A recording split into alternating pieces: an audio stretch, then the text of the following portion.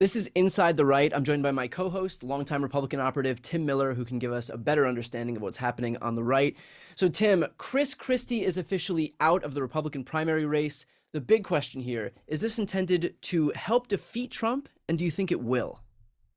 Unintended on the big question. I don't know that it will help defeat Trump in the primary. No, I think it probably will not. I think I have to give Chris Christie this one thing. He said that he was not going to do anything that would help Trump, and he lived up to that by getting out of the race. So I kind of doubted. I don't know. For me, I can trust Christie about as far as I could throw him, which is not very far. I think in 2016 he helped Trump a lot. I think people forget how much he helped Trump. He was Yeah. the first mainstream Republican politician to endorse him, literally the first, after taking out Marco Rubio. So he did a lot to help Trump in 16. And so I had good reason not to trust him.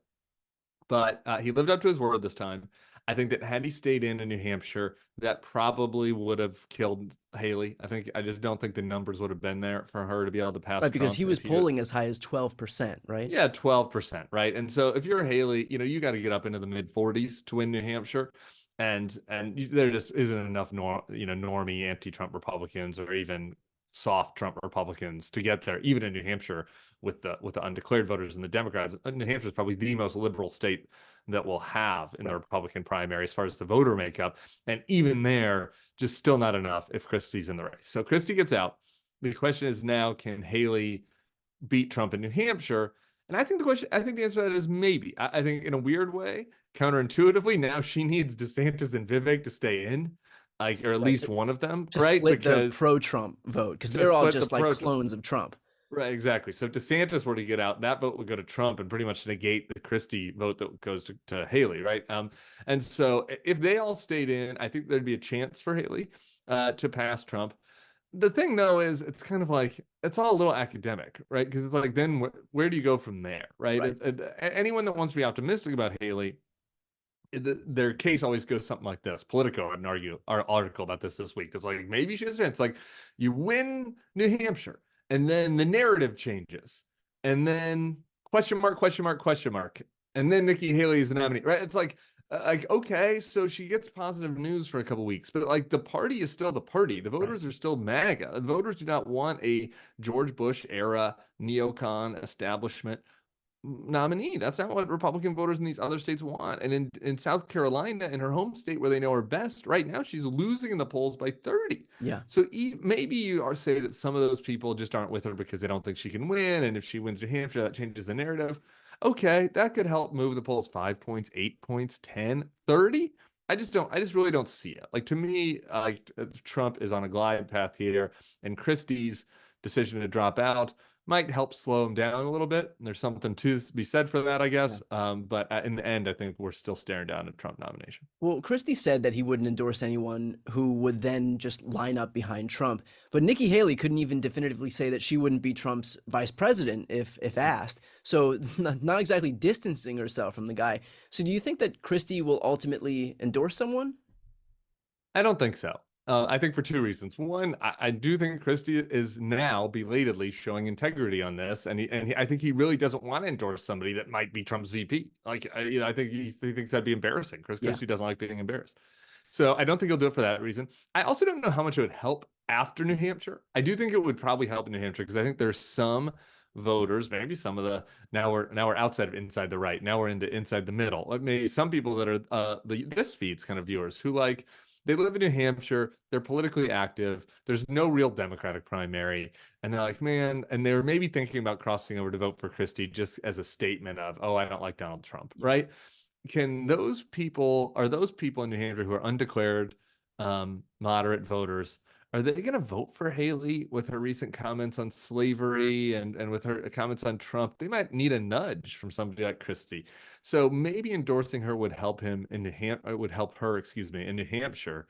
But then again, after that, Christie would be like a lead balloon for Yeah. anybody indoors. It's like Trump in South Carolina, Trump would run ads. It's like the never Trumpers' favorite candidate, Right. Nikki Haley, like endorsed by Chris Christie.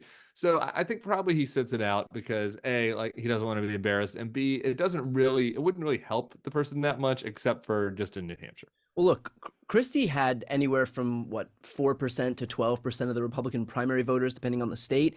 If if this campaign was solely predicated on espousing like the unique danger posed by Donald Trump and those who facilitate his agenda, and Nikki Haley doesn't win the primary, which she's probably not going to win the primary, is there a world in which Christie could advocate for his supporters again, who again were only with him because he was the only one willing to tell the truth about the danger of Trump? Could he advocate for them to vote for Joe Biden? I think so. And I think that Christie is really important here. And I hope that Joe Biden is on the phone to him and is on the phone to Mary Pat, his wife, and on the phone to everybody that in his life, right? Because we'll keep talking about this all year, right? But there are a couple of groups of voters that matter in this primary, right? There's turnout, right? Younger voters, voters of color. Okay. There are these Obama, Trump voters, more working class types, union types that used to be Democrats that kind of have gone more culturally to the right. And then there's a group that is like my expertise, right? The Mitt Romney voting, college educated suburban voter, right? Joe Biden did pretty well with them in 2020, but he's got even more room to grow, right? And because after January 6th, I can just tell you, I hear from people in my life that were like, they voted for Trump, they didn't like it, they held their nose and voted for him in 2020, but January 6th was just the end for them. But man, by the time you get to 2024, January 6th is pretty far away. Could their old partisan muscles start to grow, right? And so having guys like Christie out there in Atlanta suburbs, in Phoenix suburbs, talking to the John McCain voter, to the Brian Kemp, Raphael Warnock voter in Georgia. Christie is going to be an influential person with them. It's like, you have to do it. You cannot do Donald Trump. You can vote for a Republican for state Senate if you want, right? But you can't vote for Donald Trump. So I do think he could play an important role there. And why that percent of voters is not that important in the primary, 4%, 4% of Republicans voting for Joe Biden is a big deal in a close general election. Right. I mean, these elections are won on the margins. We're looking at margins of like, 10, 20,000 people. So that's way less. That's like 0.5% in certain states. Right. And by the way, for anybody watching, if you're interested in this like subset of pro-democracy, Republicans, independents, the best outlet that you can find to learn more about that faction of voters is the Bulwark. So if you're not yet subscribed to the Bulwark, please take a moment to subscribe. I'll put the links right here on the screen and in the post description of this video, and you can see more of Tim that way. Tim, what about the danger of like, when you have these former Republicans like Adam Kinzinger, for example, who was excommunicated from the party, at what point do they like lose their appeal even to those moderates, just because like once you're kind of out of the party, once you're advocating against Trump, does it feel like you just become more of a Democrat and like lose all of your Republican street cred, and so it doesn't matter what you say anyway? Like, do these people still have sway with the John McCain types? Yeah, it's an insightful question. And yeah, I think yes. So for example, I feel this way about myself. In 2020, was a political director for a group called Republican Voters Against Trump, and did TV interviews and stuff for them. And this time, I even said to them this time, I was like, you got to find somebody else. Like, I'll be on the board, I'll support it. They're going to spin it off and have a different kind of version of that this time, which is ads, just trying to reach to this faction. But yeah, I was like, this time you got to have the faces of that be people that like worked for Trump, and liked Trump, right? Because you just got to think about who you're trying to talk to now. You're trying to talk to people that voted for Trump twice. And so they are not, they do, I think, stop listening to like Beltway type Republicans, who voted for Hillary. Like, you voted for Hillary. It's like, come on, you're a Democrat now. I'm not going to listen to you. So you need to find new faces and new voices. I think Christie is kind of borderline on this. One reason I like him, though, is because he's such an effective messenger, and he's like a bulldog, and he'll gut you, and he'll like take low blows at Trump. And I think that helps because it breaks through the noise of a campaign. And he was for Trump all times. He helped Trump at debate prep in 2020. So it's not like he's a never Trumper like me, who's been out of the game for 8 years, right? So I think that the Kinzinger is closer to my camp. And I think that we're going to need to recruit new people to kind of break through. And I think Christie is one example of that, but we're going to need to recruit others. What do you make of those Republicans, though, who say, okay, I'm ardently against Trump, but I'm going to advocate for somebody who's not Trump, but like who holds very little sway in the party?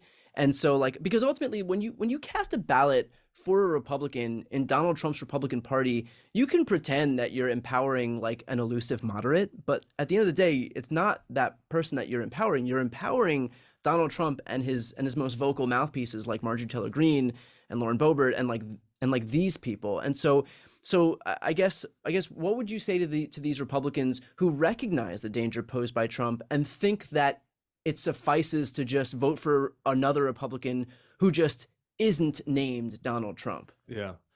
So the logical, moral, ethical side of me, and like the emotional side of me, wants to be like, "I'll stop doing that." You're just enabling him. You're Yeah, just making him stronger, right?